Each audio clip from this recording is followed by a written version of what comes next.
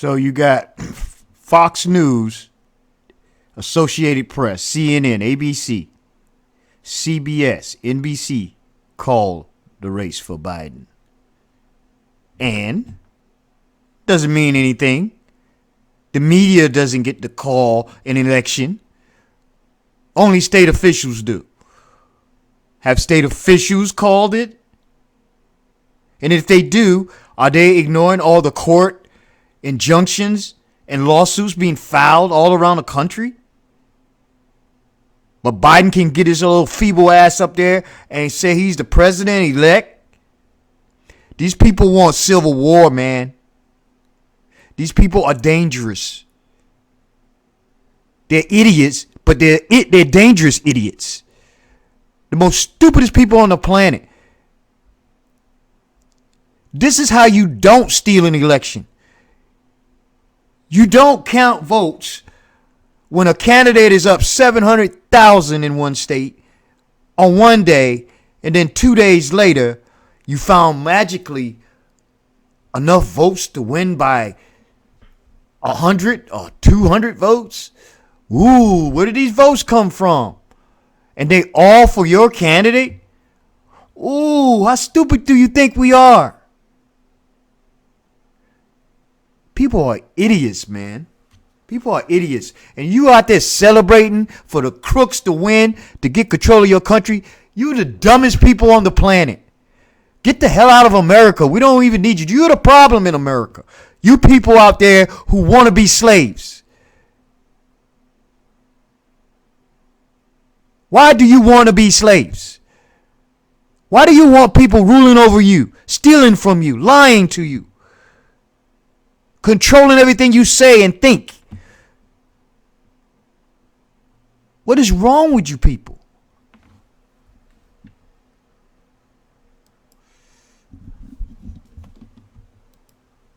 Yeah, that's right, Tom. Just the president putting out a statement. He left the White House a little while earlier today. Clearly, they were expecting this. The Trump campaign prepared with a statement from the president. So it is a lengthy statement. We are going to read it in full since it is such a momentous occasion at this moment. So I'll start reading it. It says, quote, "We all know why Joe Biden is rushing to falsely pose as the winner and why his media allies are trying so hard to help him. They don't want the truth to be exposed. The simple fact is this election is far from over. Joe Biden has not been certified as the winner of any states, let alone any of the highly contested states headed for mandatory recounts, or states where our campaign has valid and legitimate legal challenges that can determine the ultimate victor. In Pennsylvania, for example, our legal observers were not permitted meaningful access to watch the counting process. Legal votes decide who is president, not the news media. Beginning Monday, our campaign will start prosecuting our case in court to ensure election laws are fully upheld and the rightful winner is seated. The American people are entitled to an honest election. That means counting all legal ballots and not counting any illegal ballots. This is the only way to ensure the public has full confidence in our election. It remains shocking, it remains shocking that the Biden campaign refuses to agree with a basic principle and wants ballots counted even if they are fraudulent, manufactured, or cast by ineligible or deceased voters. Only a party engaged in wrongdoing would unlawfully keep observers out of the count room and then fight in court to block their access.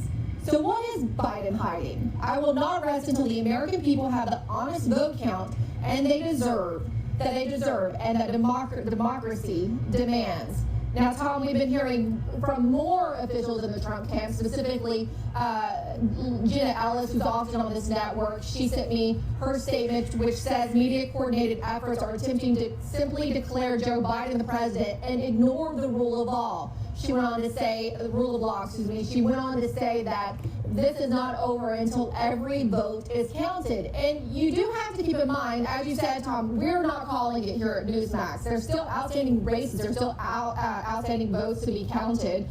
In addition to that, there are these recounts that are supposed to happen in Wisconsin and Georgia. There's questions about Arizona. There's Pennsylvania, particularly. We heard from the president's legal team there today. They're filing several lawsuits. In addition to that, there's something before the Supreme Court in regards to that state and a 3-day extension. Some of those ballots might be thrown out after November the 3rd. They've been asked to be segregated in case the court rules that the November 3rd deadline extension of 3 days, extending it to yesterday, was not valid. So there's still a lot of questions about this. And so the Trump team is saying that declaring Joe Biden president at this point is very premature.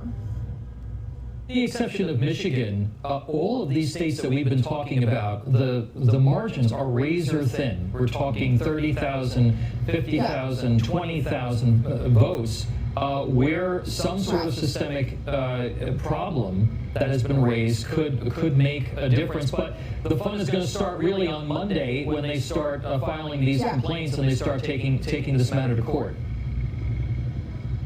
That's true, and you mentioned that it is razor thin in most states but Michigan, but the Trump campaign and the RNC still have a lot of grievances in Michigan. And if you've seen, RNC Chairwoman Ronna McDaniel was in that state yesterday doing a press conference about some of the evidence of fraud they say that they have found specifically in that state. There's also news today of a whistleblower in the state of Michigan working with the FBI regarding the backdating of ballots that came in, the postmarks on those to make them seem as if they were valid. And there's just questions about the statistical anomalies of votes that were found in states like Michigan and Wisconsin that came in the middle of the night that went almost 100% for Joe Biden. And in addition to that, in different states, just a lot of questions that they feel need to be resolved before you can declare either Joe Biden or President Trump the winner. Yeah, and you know, the timing on all of this, Emerald, still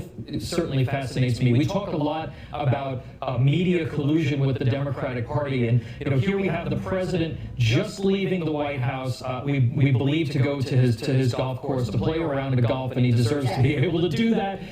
We have the press conference that Rudy Giuliani is going to hold in Philadelphia happening, and at the very same time, all of a sudden, all of the networks, with the exception of Newsmax, decide that this is the time that they are going to call the election. We are here at Newsmax, as I mentioned, not calling the election for Joe Biden, and I'd like to read you a statement from our management. At this time, Newsmax is not calling Joe Biden the winner of the election. The election remains very close, and President Trump continues to contest results in several states. All votes should be counted. The media should not make the determination of the winner under these circumstances. You know, I believe in America. That's why I joined the Marine Corps, to possibly sacrifice my life so that free humans could live here free. And it saddens me that there are a bunch of humans that live in this country who are willing to give up this freedom to a bunch of criminals. And I'm not saying that the American people did this because there were fraud and criminal activity. If they were putting in fraudulent votes, that means Americans didn't know anything about it. But we all see what's happening. We see you.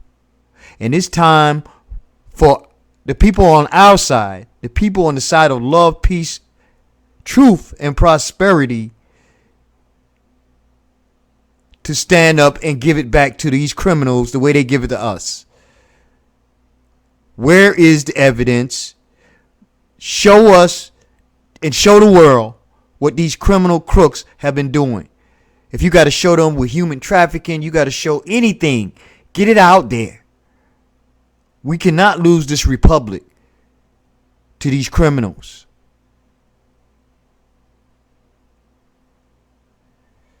And that's all I got to say. Peace, love, truth, and prosperity to everyone out there.